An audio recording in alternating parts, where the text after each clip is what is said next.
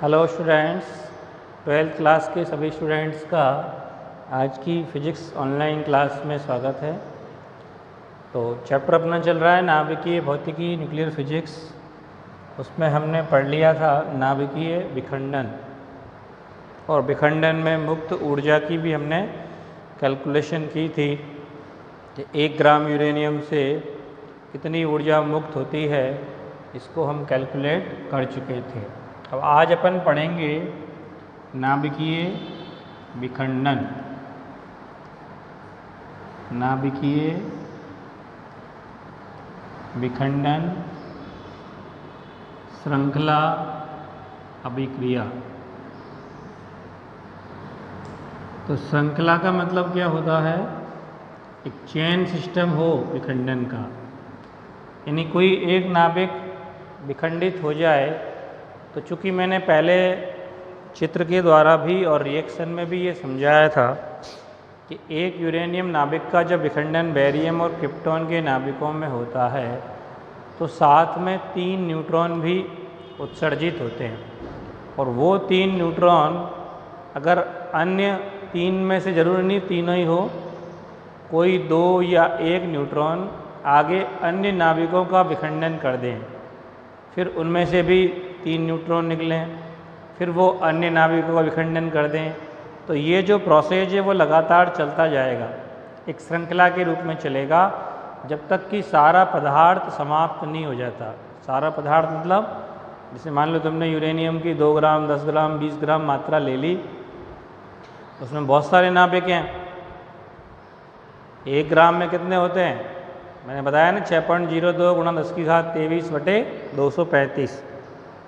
तो 10 ग्राम ले लिए, 10 से गुणा कर दो, 20 ग्राम ले लिए, 20 से गुणा कर दो। इतने सारे नाभिकों में जब विखंडन चालू किया जाएगा तो वो एक श्रृंखला के रूप में आगे चलता जाएगा, जिसको हम बोलेंगे नाभिकीय विखंडन श्रृंखला अभिक्रिया। जैसे प्रैक्टिकली देखें तो पटाखों की लड़ी चलाते हैं अपन दिवाली पर।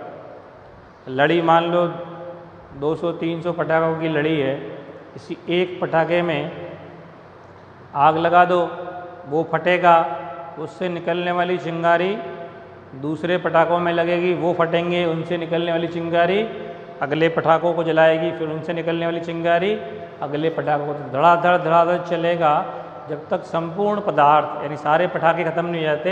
वैसे ही यहाँ पे भी होता है।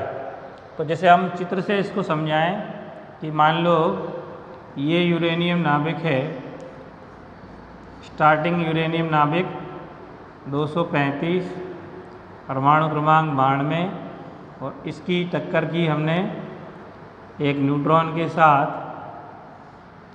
तो न्यूट्रॉन इस नाभिक के अंदर प्रवेश कर जाएगा इस तरह से।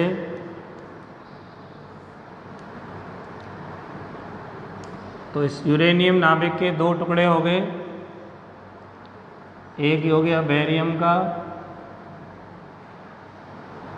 और एक हो गया क्रिप्टॉन। क्रिप्टॉन 36 जो होता है वो, और इसके अलावा 3 न्यूट्रॉन निकलेंगे। एक न्यूट्रॉन हो गया 0n1, ये दूसरा न्यूट्रॉन हो गया, ये तीसरा न्यूट्रॉन हो गया। तो रिएक्शन में पहले लिखाए भी थे मैंने तुम्हें कि एक यूरेनियम नाभिक के विखंडन से जब बेरियम क्रिप्टॉन के नाभिकों में टूटता है तो 3 न्यूट्रॉन कहीं नहीं जाते। मतलब इसके जो न्यूट्रॉन थे वो कुछ इसमें हो गए, कुछ इसमें हो गए, 3 कहीं नहीं गए, अलग हो गए बिल्कुल। तो ये 3 न्यूट्रॉन जो हैं वो आगे अन्य 3 यूरेनियम नाभिकों का विखंडन करेंगे। तो चित्र में अपन दिखा दें, ये एक और यूरेनियम नाभिक, इसका इसने विखंडन कर दिया। कौन सा नाभिक है ये? यूरेनियम 235। तो जब इसका विखंडन करेगा तो इससे भी वही होंगे, एक बेरियम का नाभिक मिल गया, एक क्रिप्टॉन का मिल गया, और साथ में क्या मिल गए? 3 न्यूट्रॉन निकल गए। एक न्यूट्रॉन ये हो गया, दूसरा ये हो गया, और तीसरा ये हो गया। इसी तरह ये दूसरा न्यूट्रॉन ये भी एक अन्य यूरेनियम नाभिक का विखंडन कर देगा। ये यूरेनियम नाभिक 235, इसका जब विखंडन करेगा तो इससे भी एक बेरियम मिल गया, एक क्रिप्टॉन मिल गया और साथ में क्या मिल गए, 3 न्यूट्रॉन मिल गए। एक न्यूट्रॉन ये हो गया, एक ये हो गया और एक ये हो गया। ठीक है, इसी तरह से तीसरा न्यूट्रॉन भी एक यूरेनियम नाभिक का विखंडन करेगा। ये यूरेनियम 235 का विखंडन कर दिया, इससे एक बेरियम मिल गया, एक क्रिप्टॉन मिल गया और 3 क्या मिल गए, यहाँ भी न्यूट्रॉन मिल गए। पहला न्यूट्रॉन ये दूसरा न्यूट्रॉन और ये तीसरा न्यूट्रॉन। तो यहाँ पे 3 न्यूट्रॉन जो थे उन्होंने 3 अन्य यूरेनियम नाभिकों का विखंडन कर दिया। तो हर एक विखंडन से कितने न्यूट्रॉन मिल रहे हैं, 1 2 3, 1 2 3, 1 2 3। कितने न्यूट्रॉन हो गए अब ये, 3 3 3, 9 न्यूट्रॉन। अब 9 न्यूट्रॉन अगर आगे 9 यूरेनियम नाभिकों का विखंडन करेंगे, हर एक नाभिक के विखंडन से 3 3 न्यूट्रॉन निकलेंगे, तो 9 3 27 न्यूट्रॉन निकल गए। फिर वो 27 यूरेनियम नाभिकों का विखंडन करेंगे, हर एक से 3 3 न्यूट्रॉन प्राप्त होंगे, 27 3 81 न्यूट्रॉन हो गए। वो 81 अन्य यूरेनियम नाभिकों का विखंडन करेंगे। तो लगातार संख्या बढ़ती जा रही है विखंडन होने वाले यूरेनियम नाभिकों की। तो धड़ाधड़ ये जब चलेगा प्रोसेस तो एक श्रृंखला बन गई कि नहीं है, पहले 1 का विखंडन हुआ, फिर 3 का हुआ, फिर 9 का होगा, फिर 27 का होगा, फिर 81 का होगा। तो लगातार संख्या बढ़ती जा रही है। तो इसलिए इस प्रोसेस को हम क्या बोलेंगे, विखंडन श्रृंखला अभिक्रिया। यानी विखंडन की एक श्रृंखला बन गई, एक सीरीज बन गई, इसलिए इसका नाम सीरीज श्रृंखला अभिक्रिया।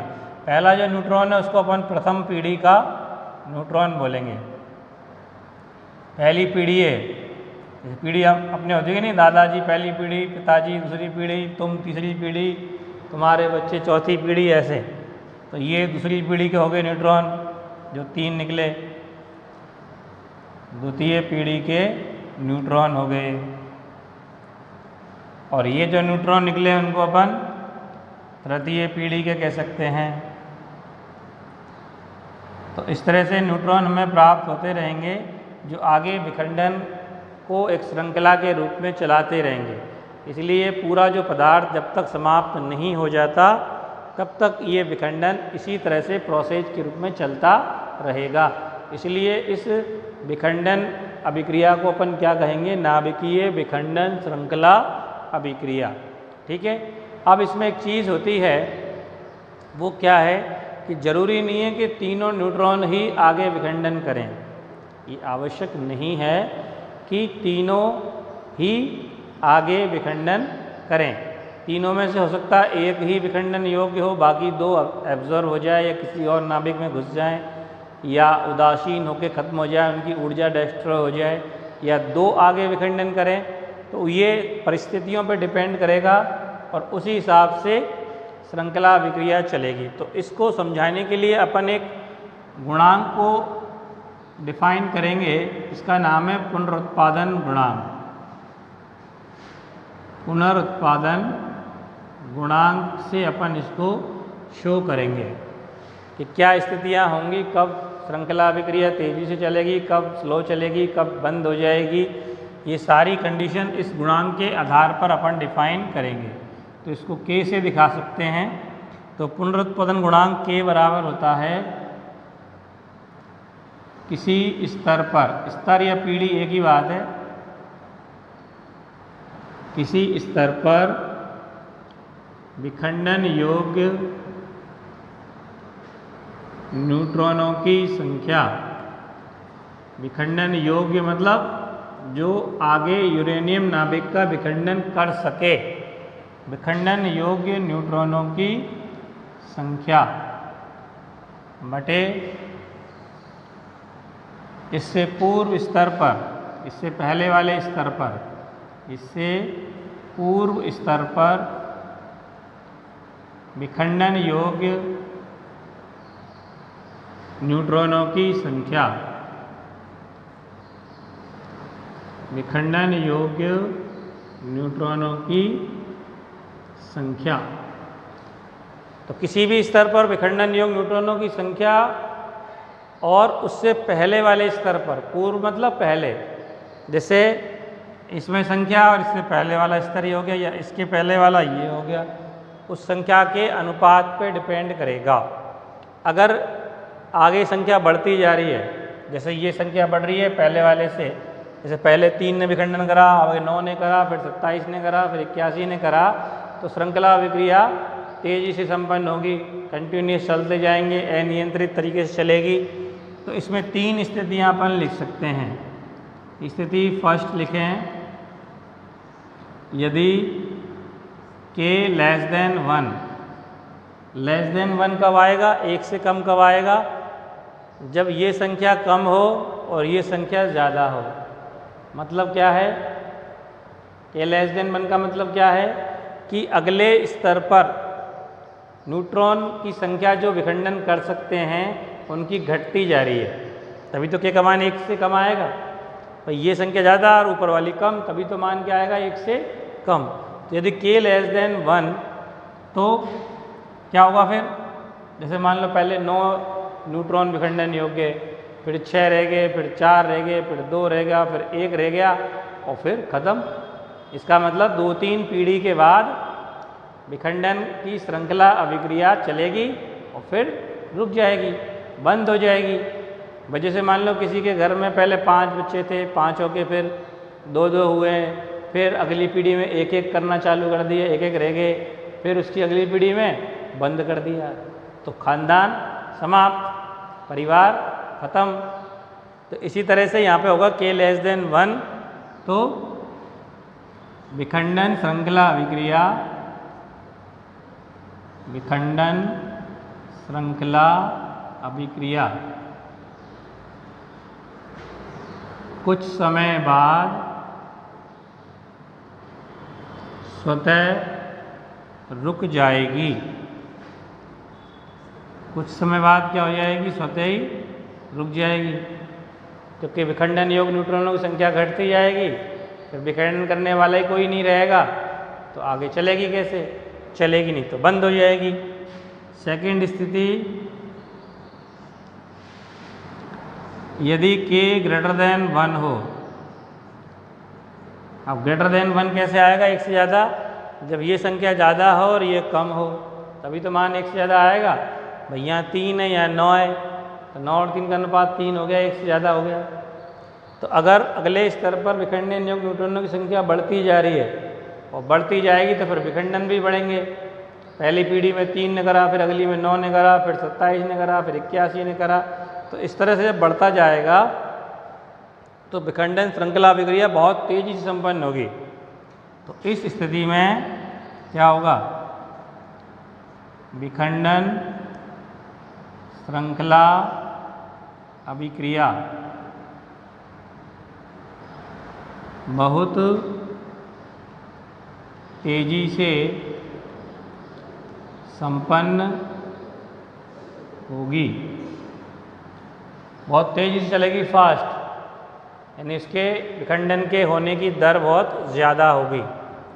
और थर्ड स्थिति, स्थिति नंबर थर्ड, यदि k इक्वल टू क्या हो 1, k इक्वल टू 1 होने का मतलब क्या है, जितना पहले स्तर पर विखंडन योग्य न्यूट्रॉन है उतना ही अगले स्तर पे भी हो, यानी हर स्तर पे मान लो 3-3, पहले स्तर में भी 3 विखंडन कर रहे हैं, अगले स्तर में भी भले ही 9 पैदा हो जाएं लेकिन 3 ही करें, एक इसमें से, एक इसमें से, एक इसमें से, फिर अगले स्तर पे भी वही 3 ही करें, तो फिर वो श्रृंखला अभिक्रिया चलेगी लेकिन नियत दर से चलेगी। क्या होगी, नियत दर से संपन्न होगी।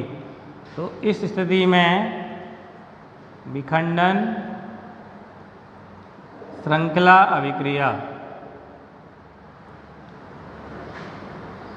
विखंडन श्रृंखला अभिक्रिया नियत दर से संपन्न होगी,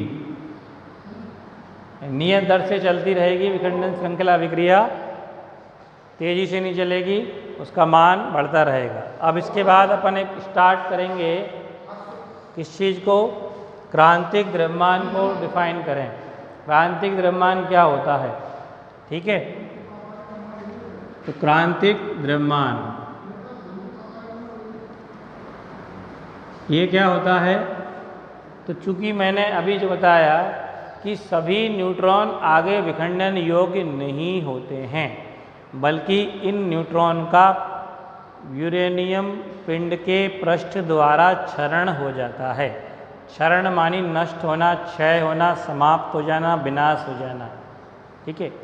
तो जो न्यूट्रॉन निकल रहे हैं 3 या अगली पीढ़ी में 9 या 27, वो सारे के सारे विखंडन योग्य नहीं होते, बल्कि उनमें से कुछ का पृष्ठ के द्वारा क्या हो जाता है, क्षरण हो जाता है। तो जो न्यूट्रॉन के उत्पत्ति की दर है, न्यूट्रॉन उत्पत्ति की दर यानी कितने न्यूट्रॉन पैदा होंगे, निकलेंगे विखंडन से, वो काय के समानुपाती होती है आयतन के। और आयतन में क्या घात होती है, 3। जैसे मान लो अपन ने जो पिंड लिया यूरेनियम का, जिसमें हम विखंडन श्रृंखला अभिक्रिया संपन्न करा रहे हैं, भाई कोई पिंड लेंगे अपन जिसमें इस विखंडन श्रृंखला अभिक्रिया को चालू करवाएंगे, संपन्न करवाएंगे, तो उसके पिंड की कोई त्रिज्या होगी।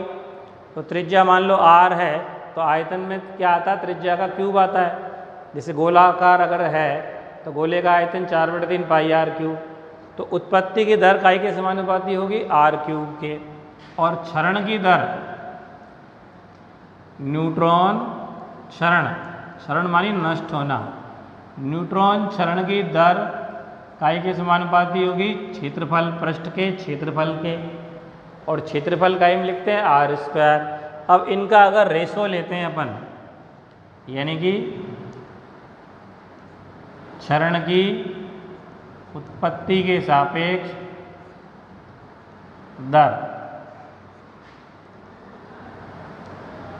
उत्पत्ति के सापेक्ष क्षरण की दर, यानी उत्पन्न होने के सापेक्ष क्षरण कितना हो रहा है, तो क्षरण की उत्पत्ति के सापेक्ष दर, तो क्या आएगा, वो प्रोपोर्शनल क्या आएगा, ये क्षरण की दर, ये उत्पत्ति की दर, दोनों भाग देंगे तो r²/r³। तो कितना आ गया प्रोपोर्शनल, 1/r, r के व्युत्क्रमानुपाती हो गया। क्षरण की उत्पत्ति के सापेक्ष दर काय के व्युत्क्रमानुपाती हो गई, r के। यानी r का मान अगर ज़्यादा है, यानी पिंड अगर बड़ा है, तो उत्पत्ति की क्षरण की उत्पत्ति के सापेक्ष दर क्या हो जाएगी, कम। और अगर पिंड तुमने छोटा ले लिया, r का मान कम होना मतलब छोटे साइज का पिंड ले लिया, तो क्षरण की उत्पत्ति के सापेक्ष दर बढ़ जाएगी, यानी उत्पन्न कम होंगे और क्षरण ज़्यादा होगा। और ये तुम अच्छे से समझ सकते हो कि अगर क्षरण ज़्यादा हो गया तो विखंडन श्रृंखला अभिक्रिया ज़्यादा लंबे समय तक नहीं चल पाएगी। कैसे चलेगी, उत्पन्न कम हो रहे हैं, पैदा कम हो रहे हैं, मर ज़्यादा रहे हैं, तो धीरे धीरे ख़त्म है ना, खानदान समाप्त, फिर ख़त्म हो जाएगी श्रृंखला अभिक्रिया थोड़ी देर में। तो श्रृंखला अभिक्रिया अगर लॉन्ग टाइम तक चलाते रहना है तो क्षरण कम होना चाहिए और उत्पत्ति ज़्यादा होनी चाहिए। क्षरण मतलब मरे कम और पैदा ज़्यादा हो, तब ये संभव होगा। तो यानी कि क्षरण की उत्पत्ति के सापेक्ष दर अगर कम चाहिए तो r का मान ज़्यादा होना चाहिए। तो ये r जो है वो निश्चित द्रव्यमान डिटरमाइन करेगा। पिंड का जो साइज है वह द्रव्यमान भी तो करेगा कि कम साइज का द्रव्यमान कम, ज़्यादा साइज का द्रव्यमान ज़्यादा। तो इस न्यूनतम द्रव्यमान को क्रांतिक द्रव्यमान कहते हैं, जिसमें विखंडन श्रृंखला अभिक्रिया संपन्न कराई जा सके। तो क्रांतिक द्रव्यमान की डेफिनेशन क्या होगी, यूरेनियम पिंड का या विखंडन योग्य पदार्थ जिसका भी विखंडन कर रहे हैं, ऐसा नहीं है कि यूरेनियम का ही होता है, और भी नाभिकों का हो सकता है। तो यूरेनियम नाभिक जिसका अपन विखंडन कर रहे हैं उसका वो न्यूनतम द्रव्यमान जिसके पिंड में विखंडन श्रृंखला अभिक्रिया अनवरत रूप से चल सके, लगातार संपन्न हो सके। श्रृंखला का मतलब यही है लगातार चलते रहना, रुके नहीं, 2-4 पीढ़ियों के बाद बंद नहीं हो जाए। तो वो न्यूनतम द्रव्यमान, न्यूनतम मतलब इससे कम नहीं होना चाहिए।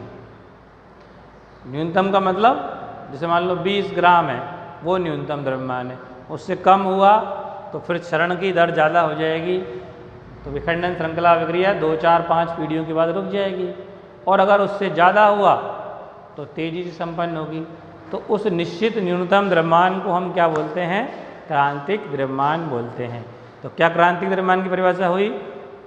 विखंडन योग्य पदार्थ का वह न्यूनतम द्रव्यमान जिसमें विखंडन श्रृंखला अभिक्रिया संपन्न कराई जा सके, क्या कहलाता है? क्रांतिक द्रव्यमान कहलाता है। ठीक है। अब देखो, विखंडन श्रृंखला अभिक्रिया दो प्रकार की होती है, यानी अपन विखंडन श्रृंखला अभिक्रिया के प्रकार देखें।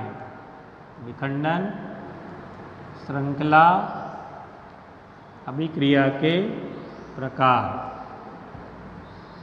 कितने प्रकार की होती है? तो दो तरह की हैं। नंबर एक है नियंत्रित विखंडन श्रृंखला अभिक्रिया। नियंत्रित विखंडन श्रृंखला अभिक्रिया। तो नियंत्रित का क्या अभिप्राय है? नियंत्रित का मतलब वही है कंट्रोल तरीके से चले, नियत दर से संपन्न हो, यानी कि एकदम तेज़ी से संपन्न नहीं हो, अनलिमिटेड तरीके से ना चले, तो वो नियंत्रित। जैसे मैंने अभी तुमको पुनरुत्पादन गुणांक में एक कंडीशन लिखाई k=1, k बराबर 1 वाली लिखाई थी ना। हर पीढ़ी में विखंडन योग्य न्यूट्रॉनों की संख्या बराबर हो। पहली पीढ़ी में भी 3 कर रहे हैं, अगली पीढ़ी में भी 3 कर रहे हैं, उसकी अगली पीढ़ी में भी 3 करें, तो नियत दर से संपन्न होगी। तो उस तरह की अभिक्रिया को हम क्या बोलेंगे? नियंत्रित विखंडन श्रृंखला अभिक्रिया। क्या बोलेंगे उसको? नियंत्रित विखंडन श्रृंखला अभिक्रिया। अब इसका जो एक उदाहरण है, एग्जाम्पल, वो है परमाणु भट्टी। परमाणु भट्टी या नाभिकीय रिएक्टर कह सकते हैं इसको, नाभिकीय रिएक्टर। परमाणु भट्टी को क्या कहते हैं? नाभिकीय रिएक्टर। इसमें जो नाभिकीय ऊर्जा मिलती है, मैंने पहले बताया तुमको, एक नाभिक के विखंडन से लगभग 200 मेगा इलेक्ट्रॉन वोल्ट ऊर्जा मुक्त होती है। तो इस ऊर्जा का यूज़फुल तरीका, मतलब यूज़ करने का उपयोगी, विध्वंस नहीं करना है। भाई दो तरह की अभिक्रिया होंगी, एक नियंत्रित और एक अनियंत्रित। नियंत्रित में जो एनर्जी काम आएगी वो एक सदुपयोग होगा। सदुपयोग मतलब एक अच्छा उपयोग जिसका अपन बिजली बनाने में उपयोग कर सकते हैं। और एक अनियंत्रित होगी जिसमें विध्वंस होगा, विनाश, जो परमाणु बम में यूज़ करते हैं। तो दोनों तरह की अभिक्रियाएं अपन बना सकते हैं, संचालित कर सकते हैं। तो पहली जो नियंत्रित है वो परमाणु भट्टी में यूज़ होगी। अब इसमें क्या होता है देखो, इसमें ग्रेफाइट का ब्लॉक होता है। क्या है? एक ग्रेफाइट ब्लॉक, एक घनाभाकार का ब्लॉक है ग्रेफाइट का बना। ग्रेफाइट इसलिए इस्तेमाल करते हैं क्योंकि मैंने तुमको पहले बताया था शुरू में, स्टार्टिंग में, यूरेनियम 235 का विखंडन मंद गति न्यूट्रॉनों से ही होता है। तो न्यूट्रॉनों की गति को मंदित करने के लिए, मतलब वेलोसिटी घटाने के लिए, उनका वेग घटाने के लिए ग्रेफाइट का ब्लॉक मंदक के रूप में यूज़ होता है। तो ये ग्रेफाइट ब्लॉक जो किसके रूप में काम आएगा? मंदक। मंदक मानी न्यूट्रॉनों की गति को मंदित करने के लिए, क्योंकि यूरेनियम 235 नाभिकों का विखंडन मंद गति न्यूट्रॉनों के द्वारा ही संभव होता है, ज़्यादा वेग वाले न्यूट्रॉनों से संभव नहीं होता। इसलिए ग्रेफाइट का ब्लॉक है। तो कमरा जैसा होता है ब्लॉक, मतलब कक्ष चारों तरफ से बंद है। ऐसे नहीं है कि केवल ये स्क्वायर या रेक्टेंगल है, बल्कि ये घन आकार का चारों तरफ से 6 फलक वाला। इसमें क्या होता है, बहुत सारी यूरेनियम की छड़ें इसमें धसी हुई होती हैं। तो ये बिंदी बिंदी नहीं, छड़ें हैं, ऐसे घुसा रखी है ऐसे सामने से। तो ये ईंधन के रूप में यूज़ होगी। ईंधन जैसे चूल्हा अपन जलाते हैं तो लकड़ी, कोयला या केरोसिन या एलपीजी जो गैस आती है, वो सब ईंधन के रूप में काम आती कि नहीं तुम्हारे? भाई सामान्य चूल्हा जलाते हो लकड़ी जलानी पड़ेगी, लकड़ी ईंधन है। स्टोव जलाओगे तो केरोसिन, वो ईंधन है। गैस चूल्हा जलाओगे तो गैस ईंधन है। तो यहाँ ईंधन कौन है? ईंधन वो होता है जिससे ऊर्जा मिलती है। तो चूल्हे में लकड़ी जलने से ऊर्जा मिलती है, इसलिए लकड़ी ईंधन है। स्टोव में केरोसिन डालने से ईंधन ऊर्जा मिलती है, तो वो ईंधन है। और यहाँ पे यूरेनियम नाभिकों के विखंडन से ही क्या मिलेगी? ऊर्जा, नाभिकीय ऊर्जा। इसलिए क्या करेगा ये? ईंधन के रूप में। तो ईंधन के रूप में कौन है? या तो यूरेनियम 235 इस्तेमाल कर सकते हैं, या प्लूटोनियम 239 भी इस्तेमाल कर सकते हैं। दोनों का ही विखंडन होता है। तो ये ईंधन के रूप में इस ब्लॉक के अंदर जगह जगह धसी हुई होती है। और इनके बीच बीच में यहाँ पे कैडमियम या बोरॉन की छड़ें भी होती हैं। ये क्या लगा दी हैं बीच बीच में? कैडमियम या बोरॉन की छड़ें। तो ये क्यों लगाई गई है? क्योंकि मैंने अभी बताया नियंत्रित तरीके से संपन्न कराना है। विखंडन श्रृंखला अभिक्रिया को क्या करना है? नियंत्रित तरीके से। तो ये न्यूट्रॉनों की संख्या को एब्जॉर्ब कर लेती हैं। तो ज़्यादा अगर विखंडन होने लगे तो इनको अंदर घुसा देंगे, जिससे न्यूट्रॉन की संख्या को ये अवशोषित कर लेंगी। तो कम संख्या में विखंडन करेंगे, ज़्यादा संख्या में अगर होते हैं तो इनको अवशोषित कर लेगी। तो ये न्यूट्रॉन के अच्छे अवशोषक होते हैं। तो काय की छड़ें? ये कैडमियम या बोरॉन की छड़ें, जिनको क्या बोलेंगे अपन? नियंत्रक छड़ें बोलेंगे। क्या बोलेंगे इनको? नियंत्रक छड़ें। तो न्यूट्रॉनों की संख्या को कंट्रोल करने के लिए हैं, इसलिए इसका नाम क्या है? नियंत्रक छड़ें। ठीक है। अब इसके बाद चूंकि जब इस में विखंडन अपन चालू करेंगे तो विखंडन में नाभिकीय ऊर्जा मुक्त होगी। जैसे मैंने पहले ही बताया, एक नाभिक के विखंडन से 200 मेगा इलेक्ट्रॉन वोल्ट ऊर्जा निकलती है। और चूंकि यह श्रृंखला के रूप में चलेगी, 1 से 3, 3 से 9, 9 से 27, इस तरह से, या जो भी दर संपन्न हो रही है, हर बार 20 यूरेनियम नाभिकों का विखंडन हो रहा है, तो ऊर्जा बनती जाएगी, बढ़ती जाएगी। तो ऊर्जा जब बढ़ेगी तो ब्लॉक क्या हो जाएगा? एकदम गर्म हो जाएगा। तो गर्म को ऐसे नहीं जला, थोड़ी राख करना है इसकी ऊर्जा को यूज़ करना है। तो इसके चारों तरफ यहाँ पे या तो ठंडा पानी या फिर CO2 गैस, क्योंकि CO2 जो होती है वो ऊष्मा की अच्छी अवशोषक होती है। ऊष्मा को CO2 गैस क्या करती है? एब्जॉर्ब कर लेती है। तो या तो CO2 गैस इसके चारों तरफ प्रवाहित कराएंगे, या फिर ठंडा पानी भी इस्तेमाल कर सकते हैं। तो चारों तरफ क्या करना है? इस ब्लॉक के चारों तरफ या तो ठंडा पानी प्रवाहित करते हैं, या फिर CO2 गैस, जो कि ऊष्मा के अच्छे अवशोषक होते हैं। तो ये इस भाग को हम कहते हैं शीतलक। क्या कहलाएगा ये? शीतलक। इसमें ये या तो ठंडा पानी या फिर CO2 गैस। तो इसमें क्या प्रवाहित हो रहा है? यहाँ से जाएगा ठंडा पानी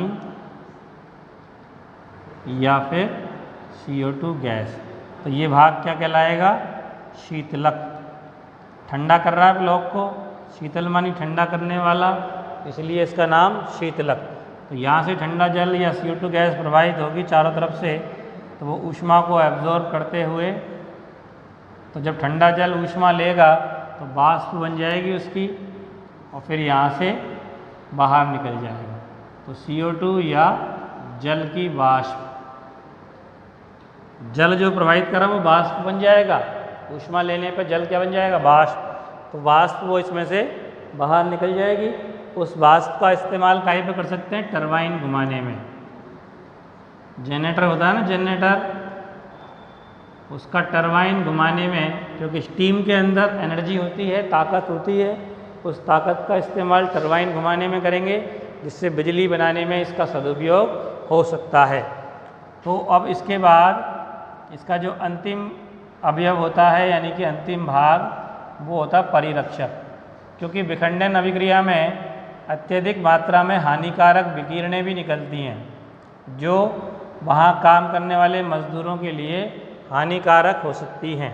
इसलिए इसको चारों तरफ से सीमेंट कंक्रीट की मोटी दीवार से कवर्ड कर दिया जाता है। ये क्या हुई? सीमेंट कंक्रीट की मोटी दीवार, चारों तरफ क्या बना दिए? सीसी। सीसी का मतलब क्या होता है?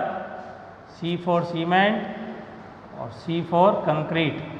जो सीसी रोड बनता है कि नहीं तुम्हारा, वैसे सीसी का मतलब क्या है यहाँ पे? सी फॉर सीमेंट और सी फॉर कंक्रीट। यहाँ से खुला छोड़ देंगे, वाष्प निकलेगी, तो चारों तरफ ये मोटी दीवार बना दी काहे की? सीसी।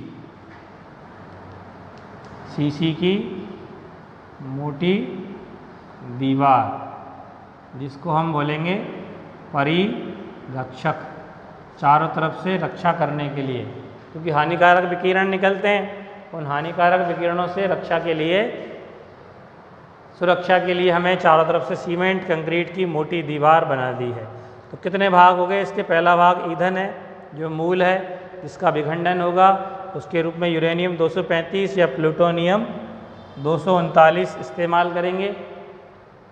दूसरा भाग हो गया ये ग्रेफाइट का ब्लॉक जो मंदक का काम करेगा। इससे न्यूट्रॉन मंदित होकर यूरेनियम नाभिकों का विखंडन कर सकते हैं, क्योंकि यूरेनियम 235 का विखंडन केवल मंदगति न्यूट्रॉनों से ही संभव होता है। ठीक है। तीसरा जो भाग है वह नियंत्रक छड़ें हैं, जो न्यूट्रॉन की संख्या को नियंत्रित करेंगे ताकि विखंडन की श्रृंखला विक्रिया एक नियत दर से चले, नियंत्रित होकर चले, विध्वंस रूप ना लें, विनाश का रूप ना लें, इसलिए नियंत्रक छड़ें इस्तेमाल कर रखी है। और जो नाभिकीय ऊर्जा है उसका यूज़ करने के लिए चारों तरफ शीतलक के रूप में ठंडा पानी या CO2 गैस प्रवाहित करेंगे, जो जिसकी जल वाष्प टरबाइन घुमाने में काम आएगी। टरबाइन घुमा के हम जनरेटर द्वारा बिजली बना सकते हैं, बिजली बनाने में इसका सदुपयोग कर सकते हैं। और पांचवा जो भाग परिरक्षक, वो किस काम आएगा? क्योंकि हानिकारक विकिरण निकलती हैं बहुत सारी, जो वहाँ काम करने वाले मजदूरों के लिए घातक सिद्ध हो सकती हैं, हानिकारक हो सकती हैं, उनसे सुरक्षा के लिए क्या लगा रखा है? परिरक्षक। अब इसकी क्रियाविधि अगर देखें अपन, तो क्रियाविधि कैसे भट्टी चालू करनी होती है। तो सबसे पहले इसमें कुछ न्यूट्रॉन पहले से उपस्थित होते हैं, यहाँ पे 2-4 न्यूट्रॉन ऑलरेडी होते हैं। तो जब अपन को भट्टी चालू करनी होती है, यानी नाभिकीय रिएक्टर को स्टार्ट करना होता है, तो इन छड़ों को बाहर खींच लेते हैं। कौन को? नियंत्रक छड़ों को, क्योंकि ये तो न्यूट्रॉन संख्या को नियंत्रित कर लेंगी। अगर ये पहले से अंदर रही तो ये न्यूट्रॉन जो अपन ने छोड़े वो सब अवशोषित हो जाएंगे, तो विखंडन कौन करेगा? तो नियंत्रक छड़ों को बाहर खींच लो सबको, और इनको छोड़ दिया न्यूट्रॉनों को। अब इनने विखंडन चालू कर दिया और श्रृंखला अपने आप चालू हो जाएगी। 3 का करेंगे, फिर 3 से 3 निकलेंगे, 9 हो जाएंगे, फिर 9 का 27 हो जाएंगे। तो जब श्रृंखला अभिक्रिया बहुत तेज हो जाए, स्पीड पकड़ जाए, तो धीरे धीरे करके इन छड़ों को अंदर धकेलते रहेंगे। पहले एक छड़ धकेल दी, फिर दूसरी, फिर तीसरी, फिर चौथी। उससे क्या होगा? न्यूट्रॉनों की संख्या कंट्रोल में रहेगी, बहुत तेज़ी से नहीं बढ़ेगी। और जब न्यूट्रॉन की संख्या कंट्रोल में रहेगी तो विखंडन भी श्रृंखला के रूप में जो चलेगा वो नियंत्रित चलेगा, अनलिमिटेड नहीं होगा, बहुत तेज़ी से नहीं बढ़ेगी। तो इस तरह से श्रृंखला अभिक्रिया के रूप में नियंत्रित तरीके से प्रोसेस चलता रहेगा। और जब तुम्हें भट्टी को बंद करना है, रोकना है, भट्टी बुझानी है, तो इन सारी छड़ों को अंदर धकेल देंगे। सारी छड़ें जब अंदर चली जाएंगी, नियंत्रक छड़ें जो हैं कैडमियम बोरॉन की, जो न्यूट्रॉन की अवशोषक होती हैं, तो सारी छड़ों को जब अंदर धकेल देंगे तो वो सारे न्यूट्रॉनों को अवशोषित कर लेगी। और जब न्यूट्रॉन अवशोषित हो जाएंगे तो विखंडन के लिए न्यूट्रॉन बचेंगे ही नहीं, और जब बचेंगे ही नहीं तो विखंडन होगा ही नहीं, और जब विखंडन नहीं होगा तो श्रृंखला अभिक्रिया और विखंडन दोनों बंद हो जाएंगे, और परमाणु भट्टी तुम्हारी क्या हो जाएगी? रुक जाएगी, नाभिकीय रिएक्टर स्टॉप हो जाएगा, बंद हो जाएगा। तो इस तरह ये क्रियाविधि अपन इसका काम में ले सकते हैं। ठीक है।